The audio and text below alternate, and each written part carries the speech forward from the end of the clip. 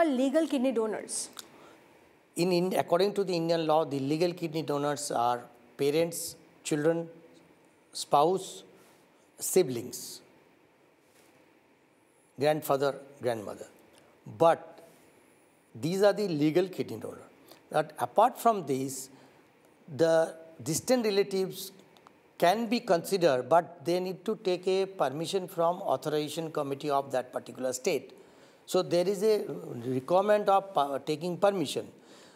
কিন্তু যেটা immediate family member যেটা আমি বললাম আগে তাদের ক্ষেত্রে অথরাইজেশন কমিটির পারমিশন দরকার নেই, কিন্তু ট্রান্সপ্লান্ট করার আগে আমাদেরকে রিলেশনশিপটা প্রুভ করার দরকার হয়, সেটার জন্য কিছু ব্লাড টেস্ট লাইক HLA এসব করতে হয়। Okay. What's brain dead or deceased donor transplantation? Deceased donor transplantation মানে যেসব পেশেন্ট ব্রেন ডেড হয়ে গেছে, যেমন অ্যাক্সিডেন্ট পেশেন্ট বা ম্যাসিভ স্ট্রোক বা কোনো ব্রেন হেমাটোমা হ্যামারেজ, তাদের কী হয় যখন সেই সমস্ত পেশেন্ট আমাদের কাছে আসে যাদের brain not functioning, patient ventilator আছে কিন্তু তাদের হার্ট, কিডনি, লিভার ইত্যাদি এইসব অর্গানগুলো কাজ করছে, তো তাদের যেহেতু সেই পেশেন্টদের যদি আমি ভেন্টিলেটরটা বন্ধ করে দিই তাদের ডেথ হয়ে যাবে, কেন কি ব্রেন তাদের ফাংশনিং নয়। সুতরাং যখন ব্রেন ডেথের কিছু কিছু টেস্ট আছে, সেই সব টেস্ট করার পরে যদি দেখা যায় যে brain not functioning, patient is ventilator dependent, তাহলে তাদের ফ্যামিলি মেম্বারদেরকে আমাদের যেটা মানে ডেজিগনেটেড লোক আছে যারা কাউন্সিলার, তারা কাউন্সিল করে যদি তারা ফ্যামিলি মেম্বার যদি পারমিশন দেয়, তাদের থেকে আমরা অর্গ্যানটা কিডনি ফেলিওর রিসিপিয়েন্ট বা end stage heart disease, liver disease এই সমস্ত রোগীদেরকে আমরা তাদের অর্গ্যান ডোনেট করা হয়। এটার জন্য আমাদের দেশে ল আছে, লয়ের মানে ল মেনে সেই সমস্ত কাজগুলো করে এগুলো ট্রান্সপ্লান্ট করা হয়। হায়দ্রাবাদে আমাদের বছরে 200-র উপরে deceased donor transplantation, that is brain dead donor হয়, আর আমাদের যশোদা হসপিটালে 50-র উপরে ডিজিজ ডোনার ট্রান্সপ্লান্টেশন আমরা করি বছরে। Yashoda hospital is one of the actually we are the highest number doing the disease donor kidney transplantation in Hyderabad, or even for that matter in the whole country, because our disease donor program is very active in Telangana and we are an important member Jashoda Hospital Secunderabad. Okay, but this whole process মানে kidney transplantation এটা কি খুব complicated একটা বিষয়? Well, আমি বলবো না যে খুব complicated, but it is better to take precautions before transplant than cry after transplant. সুতরাং ট্রান্সপ্লান্টের আগে আমাকে রিসিপিয়েন্টের সুটেবিলিটি দেখতে হবে, যে তার বডির মধ্যে কোনো অ্যাক্টিভ ইনফেকশন আছে কি না, তার বডির যে ট্রান্সপ্লান্টেশন সার্জারিটা সে টলারেট করতে পারবে কি না, তার হার্টের কন্ডিশন কি, তার উপরে আবার দেখতে হয় যে ডোনারের কিডনি আমরা লাগাচ্ছি সেই ডোনারের সঙ্গে তার ম্যাচিং কতখানি বা তার বডি রিয়াকশান কেমন করে করবে। তার জন্য আমরা দুজনের ডোনার আর রিসিপিয়েন্টের ব্লাড মিলিয়ে টেস্ট করি, তাকে বলে ক্রস ম্যাচ। তো আমাদের দেখে নিতে হবে যে ক্রস ম্যাচটা যেন নেগেটিভ হয়।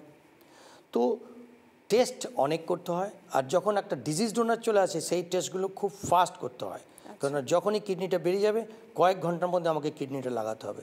সুতরাং আমাদের প্রপার রেজিস্ট্রি আছে, যেমন আমরা ডিজিজ ডোনারের আমাদের একটা রেজিস্ট্রি আছে, আমাদের লোকে রেজিস্ট্রেশন করে ওয়েট করতে থাকে কবে কিডনি পাবে, যখন কিডনি পাবে তখন তাদের আমরা ডিজিজ ডোনার ট্রান্সপ্লান্ট করি। আর যদি ফ্যামিলি মেম্বার ডোনেট করে তাহলে তো আমরা টেস্টগুলো আরামসে করতে পারি, আমাদের হাতে টাইম থাকে। তো এটার জন্য একটা প্রসেস আছে, সেই প্রসেসটা আমাদেরকে স্ট্রিক্টলি মেনটেন করতে হয়। যারা ডোনার হয় তাদের ক্ষেত্রে কি কোনো রিস্ক ফ্যাক্টরস থাকে? যারা লাইভ ডোনার, ব্রেন্ডেড ডোনার তো ডেড পেশেন্ট, যারা লাইভ ডোনার তাদেরও অনেক টেস্ট আমরা করে দেখে নিই যে তারা কি ডোনেশনের মতো সুটেবল কি না। যেমন ধরুন জেনারেলি স্পিকিং ডায়াবেটিস পেশেন্টদের আমরা কিডনি নিই না। এখন যদিও বা নতুন নতুন কনসেপ্ট আসছে যে in a given circumstances we can take or not, but in a very broad spectrum wise কি ডায়াবেটিস থাকলে ডোনার আমরা কিডনি নিই না, কেননা diabetic patients are more prone to develop kidney disease in future. So somebody who donates, he may develop kidney disease. So we don't take them in a broad sense. তারপরে যদি দেখা যায় যে ডোনারের kidney ফাংশনটা poor আছে তাহলেও আমরা নিই না। ডোনারের কিডনি যদি দুটোতেই মাল্টিপল স্টোন থাকে আমরা নিই না। ডোনার বডি কন্ডিশন দেখতে হয়, ডোনার কি ডোনেশন সার্জারি শ্যুট করবে কি না। সুতরাং ডোনারদের আমরা অনেক টেস্ট করে দেখে নিই কি সুটেবল কি না। না সুটেবল দেখার পরে যখন আমরা কিডনি নিই ডোনেট করার জন্য, তখনও আমরা এটা ডোনারকে বলে দিই যে ডোনেশনের পরে লাইফ লং তাদেরকে এভরি 6 মান্থ তাদের blood pressure check up, urine protein check up, blood creatinine check up করতে হবে। কেন কি that person will stay with only one kidney, so we need to do a regular check up. Regular check up is the key for early diagnosis and for effective treatment. যদি যে কোনো disease regular early diagnose হয়ে যায় তাহলে to a large extent there is a treatment. So the risk after proper screening and proper testing is minimal, but there is some risk for the donor. That cannot be denied. Okay. That risk is minimal, and that is why it is recommended that they donate the kidney to people who are their close relative out of love and affection, so that the marginal risk which the kidney donor has, that is compensated because of that love and affection.